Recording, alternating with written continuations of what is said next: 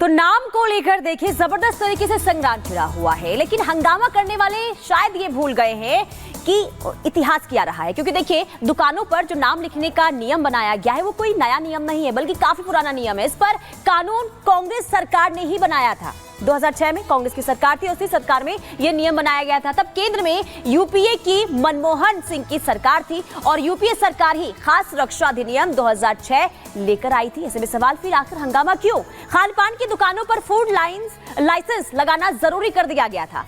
आसानी से दिखने वाली जगह पर लाइसेंस लगाना भी जरूरी कर दिया गया था। फूड लाइसेंस नहीं होने पर 10 लाख तक का जुर्माना लगाया गया था। और जब क्योंकि देखिए कांवड़ यात्रा शुरू होने वाली है, ऐसे में ये नियम एक बार फिर से लागू कर दिया गया है, तो विपक्ष की तरफ से सवाल उठाए जा रहे हैं। ऐसे में सवाल ये कि क्या वो इतिहास भूल गए हैं? आखिर क्यों इसे लेकर बार बार हंगामा किया जा रहा है और आखिर क्यों इसे लेकर विवाद इतना देखने को मिल रहा है? चलिए खबरों में आगे बढ़ते हैं, बात करते हैं नीट पेपर लीक मामले की। और इस पूरे मामले में सीबीआई ने 3 और आरोपियों को गिरफ्तार कर लिया। और आरोपियों की बात करें तो पेपर लीक गैंग का किंग पिन शशिकांत पासवान वो फिलहाल शामिल है। इसके अलावा पेपर चोरी हजारीबाग से हुए थे, उस जगह के जो 2 बड़े नाम है पंकज और रॉकी, ये भी गिरफ्तार हुए हैं। यानी कि टोटल 3 लोगों की गिरफ्तारी हुई है। और क्या बड़ा खुलासा हुआ है आपको इस रिपोर्ट के जरिए बताते हैं।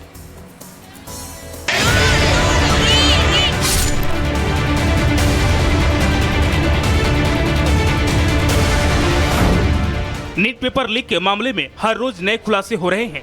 पहले पिंटू फिर चिंटू और अब तो नामों की होड़ ऐसी लगी कि धीरे धीरे इस मामले की एक एक परत खुलते जा रही है।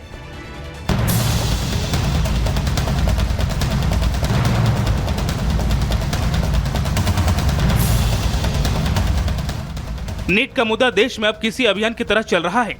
लगातार एक्शन, इसी एक्शन के तहत सीबीआई को एक और बड़ी कामयाबी मिली है। सीबीआई ने इस मामले में 3 और लोगों को गिरफ्तार किया है।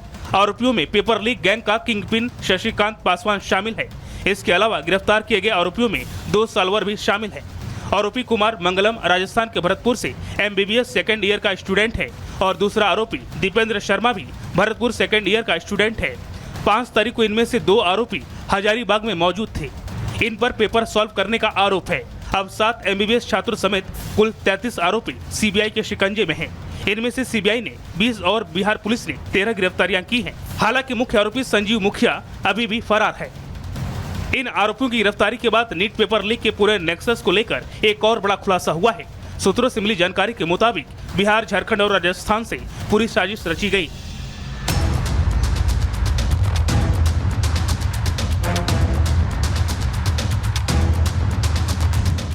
ताबड़तोड़ सुनवाई, छात्रों की नाराजगी और परीक्षा से लेकर पेपर लीक तक तमाम घटनाक्रम के बीच अब भी ये मामला पूरी तरह सुलझ नहीं पाया है। आपको सिलसिलेवार बताते हैं कि आखिर नीट यूजी परीक्षा में क्या हुआ। नीट यूजी की परीक्षा 5 मई को आयोजित हुई थी। इस परीक्षा में 24 लाख से ज्यादा परीक्षार्थी शामिल हुए थे और इसका रिजल्ट 4 जून को आया। हालांकि रिजल्ट 14 जून को आना था। रिजल्ट के साथ ही टॉपर्स का ऐलान कर दिया गया। इस बार 67 टॉपर्स को फुल मार्क्स मिले। एक ही सेंटर से 6 छात्रों ने टॉप किया। कई छात्रों को ग्रेस मार्क्स दिए गए, जबकि ग्रेस मार्क्स का कोई प्रावधान नहीं है। पेपर लीक का नेक्सस कितना बड़ा है, इसका अंदाजा आप इस बात से लगा सकते हैं कि इसमें प्रोफेसर, प्रिंसिपल, पत्रकार, नेता, माफिया ही नहीं, नीट परीक्षा से सिलेक्ट होकर एम्स पहुंचे मेडिकल स्टूडेंट्स का भी नाम है, जो आगे चलकर किसी न किसी जगह पर सरकारी डॉक्टर बनकर तैनात होंगे। मतलब युवाओं के भविष्य को बर्बाद करने और मोटी कमाई करने के लिए हर कोई लगा हुआ है। Bureau report, Republic Bharat. पूरा मामला क्या है आपको विस्तार से हमने बताया, लेकिन अब आपको बताते हैं आखिर गिरफ्तारियां कितनी हुई और कहां से कितनी गिरफ्तारी हुई। देखिए सबसे पहले 7 राज्यों में छापा पड़ा, पूछताछ हुई, टोटल 45 गिरफ्तारी। बात करते बिहार की। देखिए बिहार से 19 लोगों की गिरफ्तारी हुई है। झारखंड में 12 लोग गिरफ्तार हुए हैं। गुजरात से 6 लोगों की गिरफ्तारी हुई है। मेन गुजरात के गोधरा से और बिहार का नाम सामने आता है। महाराष्ट्र से 2 की गिरफ्तारी हुई, पश्चिम बंगाल से 1 की गिरफ्तारी, उत्तराखंड से भी 1 की गिरफ्तारी हुई है। लगातार इस पूरे मामले को लेकर पूछताछ की जा रही है। ये बहुत बड़ा नेक्सस है, एक के बाद एक नाम निकलकर सामने आ रहे हैं। हालांकि किंगपिन जो है शशिकांत पासवान, उसकी गिरफ्तारी हो चुकी है। साथ जो 2 सॉल्वर्स थे उनकी भी गिरफ्तारी हुई। और आपको हमने बताया कि कैसे अब इस पूरे मामले की छानबीन की जा रही है। लेकिन सबसे बड़ी बात कि 7 राज्य, 45 गिरफ्तारियां, अभी और नाम सामने आना फिलहाल बाकी है। और लगातार इस मामले को लेकर सीबीआई जांच पड़ताल भी कर रही है। तो देखिए सीबीआई पूरे एक्शन मोड में है और यही वजह है कि लगातार गिरफ्तारियां हो रही है। जैसे जैसे जांच का दायरा आगे बढ़ रहा है और ऐसे वैसे आपको बता दें कि राज्य दर राज्य जो है कनेक्शन और तार जुड़ते हुए नजर आ रहे हैं और यही वजह है कि लगातार गिरफ्तारियों का सिलसिला जारी है और यकीन मानिए गिरफ्तारियां आगे भी होगी क्योंकि अभी मास्टरमाइंड तक पहुंचना है। चलिए खबरों का सिलसिला जाग उठा भारत पर जारी रहेगा, लेकिन फिलहाल रुकते हैं छोटे से ब्रेक के लिए, फौरन हाजिर होंगे।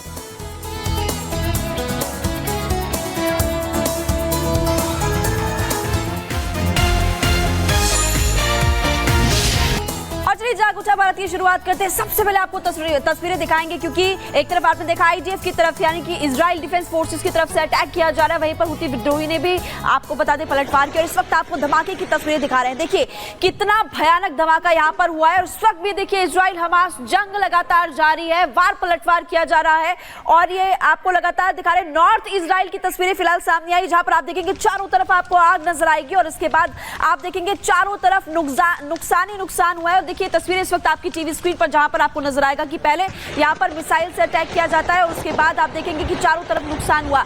अब आपको और तस्वीरें कुछ दिखाते, देखिए ये यमन की तस्वीरें इस वक्त आपकी टीवी स्क्रीन पर, आपको नीचे तस्वीरें देखें यहां पर दिखाई देगा कि धुएं का गुब्बार आसमान तक जा पहुंचा और इतनी भयानक आग, चारों तरफ आग ही आग यहां पर लगी है। और इसके अलावा और कुछ तस्वीरें इस वक्त आपकी टीवी स्क्रीन पर देखिए, रात की तस्वीरें इस वक्त आपको लगातार हम दिखा रहे हैं और यहां पर आपको नजर आएगा साफ तौर पर कि नुकसान हुआ है और कई लोगों की जान भी चली गई है।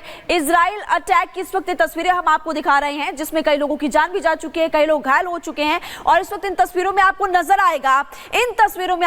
आएगा कि कितना भयंकर अटैक यहां पर किया गया है कि चारों तरफ आग फैल गई है, कई इमारतें धराशायी यहां पर हो गई है, कुछ लोगों के घायल होने की सूचना भी मिल रही है और कई लोग ये भी खबर मिल रही है कि बुरी तरह से घायल हुए हैं जिनका इस अस्पताल में इस वक्त इलाज जारी है। इस वक्त 5 तस्वीरें आपकी टीवी स्क्रीन पर, आईडीएफ ने बम दागे हैं और हुती के ठिकानों पर निशाना सादा F-35 विमानों से अटैक किया, यमन पर हमला किया गया और नेतन्याहू ने भी देखा यह अटैक। देखिए जो नेतन्याहू की सेना है वो जानकारी दे रही है कि हमने कहां पर अटैक किया है। इससे पहले हुती विद्रोही देखिए लाल सागर के पास आपने देखा है कि जब भी कोई जहाज वहां से गुजरता है तो अटैक करते हुए नजर आते हैं और अब आईडीएफ यानी कि इजराइल डिफेंस फोर्सेस की तरफ से बम दागे गए हैं। ये पहली तस्वीर आपकी टीवी स्क्रीन पर है जहां पर कई इमारतों को निशाना बनाया गया, F-35 विमानों से अटैक किया गया है, F-35 विमानों का इस्तेमाल किया गया है, यमन पर हमला किया गया, हुती के ठिकानों को निशाना बनाया।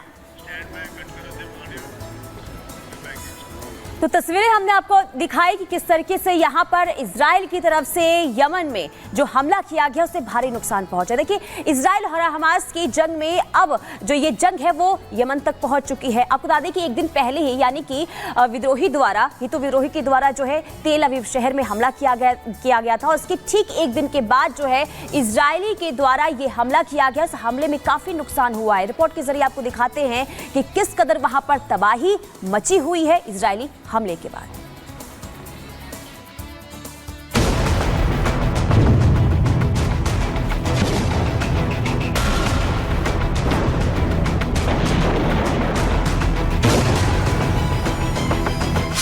यमन में इजरायल का बदला।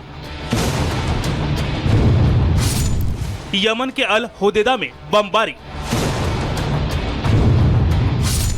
हुती की जवाब में आईडीएफ की बमबारी, port, power station, oil depot पर अटैक। इजरायल ने तेल अवीव पर हुती